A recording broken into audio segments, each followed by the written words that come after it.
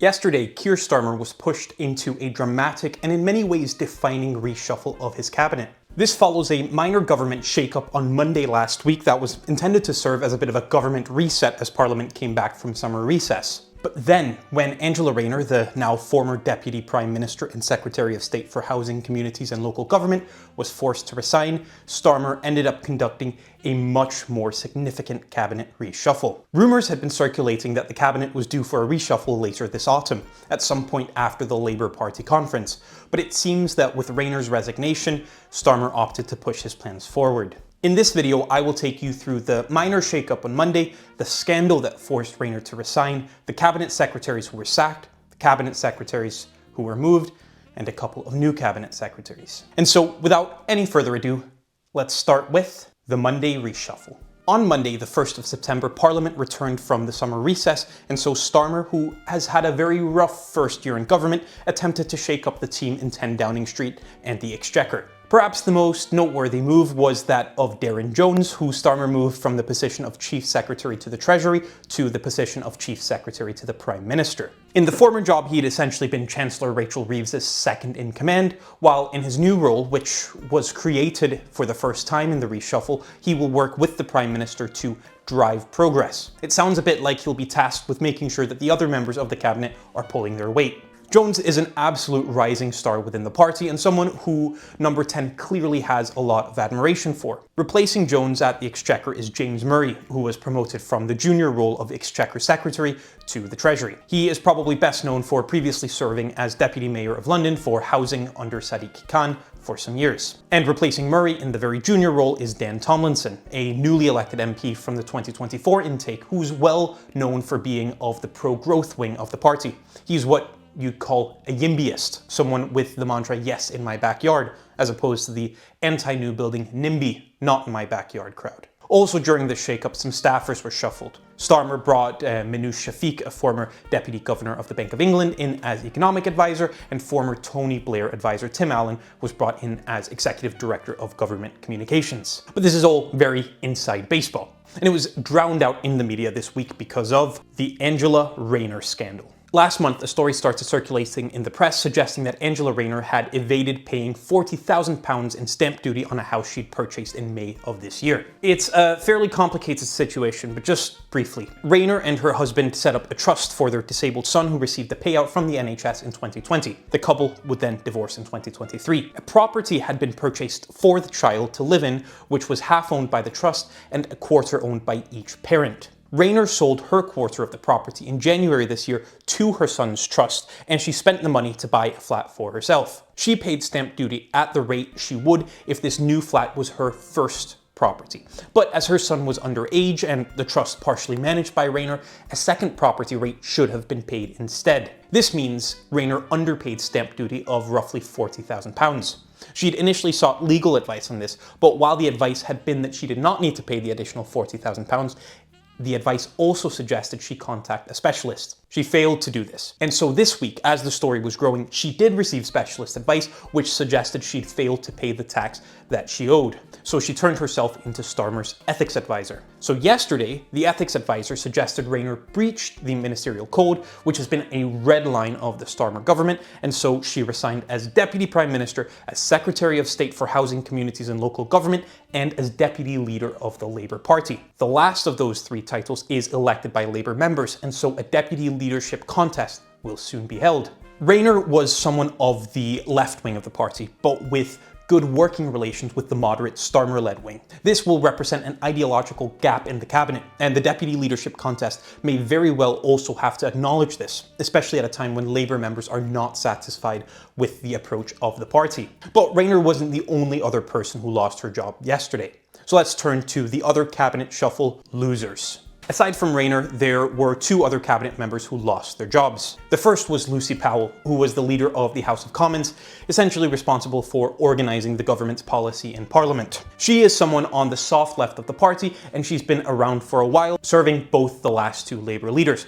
But just recently, the government's inability to get some disability cuts through Parliament suggested a weakness from her side. The other loser of this reshuffle was the Secretary of State for Scotland, Ian Murray, who was also fired. He is a moderate and someone who was seen as a stalwart of Scottish Labour. For the period of 2015 to 17, being the only Labour MP in all of Scotland, serving as Shadow Secretary of State for Scotland during all of Starmer's shadow government, and being credited with helping to bring Scottish Labour to the brilliant result they received at last year's general election. But we're heading into a Scottish Parliament election next year that isn't looking good for Labour, so perhaps this is a way to shake the bag a bit. But that's it for losers: Rayner, Powell and Murray.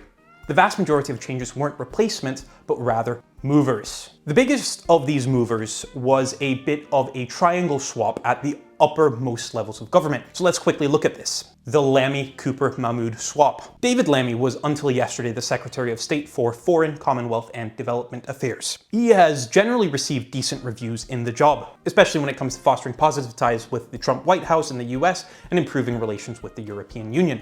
But he's now being moved to Secretary of State for Justice and its tandem role of Lord Chancellor. This is a demotion.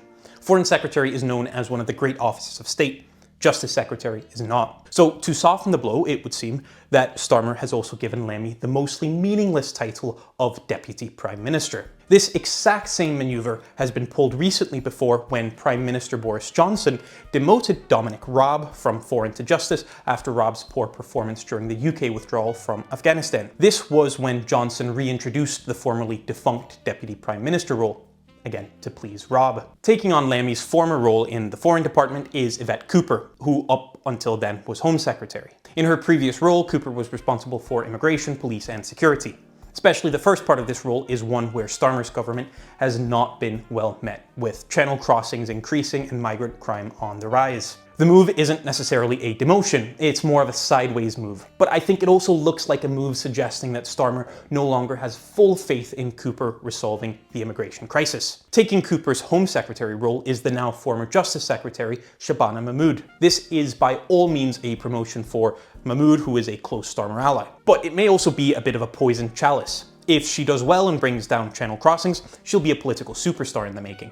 If she doesn't, this could be a bit of a stain on her future prospects. But nonetheless, a declaration of faith from Starmer to this rising star. There were also a lot of other movements. Another major one involved the creation of a bit of a super ministry. Pat McFadden is a moderate veteran of the Blair and Brown years and someone who's played a key role in Starmer's Labour project, both as campaign coordinator before last year's election and then as Chancellor of the Duchy of Lancaster in Starmer's first year of government. The role of Chancellor of the Duchy of Lancaster is formally responsible for managing a trust of estate portfolios for the monarch, but practically that's not what the holder actually does. Instead, they work with the Prime Minister on policy delivery, sometimes as a bit of a fixer. But yesterday, he was moved from that position, which was handed to Darren Jones, and yes, that's the same Darren Jones who was already reshuffled just days earlier, though it should be noted that Jones will also continue as Chief Secretary to the Prime Minister, and this represents a bit of a full-blown Darren Jones takeover of the Cabinet Office. McFadden has himself been moved to the Secretary of State for Work and Pensions, but not just that, because Starmer has remade this department a bit,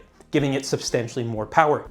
He did this by adding skills into the portfolio, taking this away from the Department of Education. And this is actually really important. Work and pensions is perhaps one of the most important departments. It's the one with the biggest budget already, and one where some serious cuts will need to be made if Starmer and Reeves want to stick to their fiscal rules on government spending. This new super ministry suggests that the government will try to link skills, or further education, to the high welfare budget. Maybe a push to get more people back into work through vocational training. And now one of Starmer's most trusted allies is set to helm this mega ministry. Now, finally, let's speed through the other movers. In Work and Pensions, McFadden had replaced Liz Kendall, a moderate once leadership contender who was seen as a bit of a failure in the role due to the continuing bloating of the department's budget. She was moved to be Secretary of State for Science, Innovation and Technology, a bit of a demotion. Here she replaced Peter Kyle, a moderate rising star who had used the role to promote AI solutions in other departments,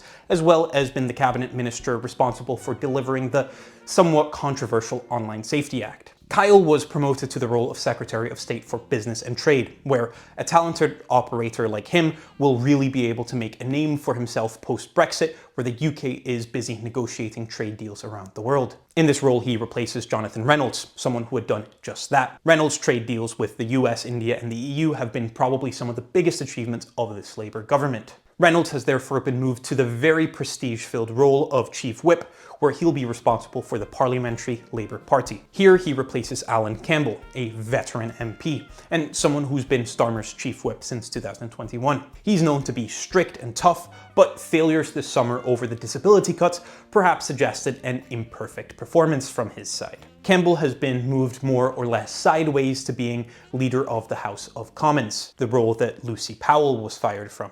Douglas Alexander, another veteran of the Blair and Brown years, was promoted from Minister of State for Trade Policy and Economic Security to replace Ian Murray as Secretary of State for Scotland. Steve Reid was moved from Secretary of State for Environment, Food and Rural Affairs, a role where he'll probably be best remembered for introducing the very controversial inheritance taxes on family farms. He was moved to take Rayner's role as Secretary of State for Housing, Communities and Local Government. This is by all means a promotion for him. And finally, Emma Reynolds, a junior minister at the Treasury, has been promoted to take Reid's former role at Environment, Food and Rural Affairs.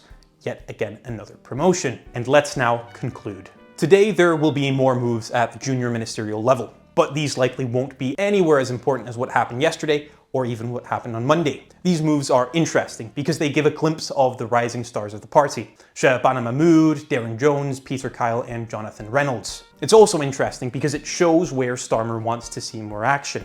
In the Home Office, in the Department of Works and Pensions, and in the Scotland Office. And it shows that Starmer knows the government isn't succeeding at passing what they need to get through Parliament. And now I ask you, is this going to give Starmer and his government a new lease on life? What do you think? Let me know in the comments below. And if you enjoyed this video, please consider giving it a thumbs up and subscribing to my channel. Thank you so much for watching, and goodbye.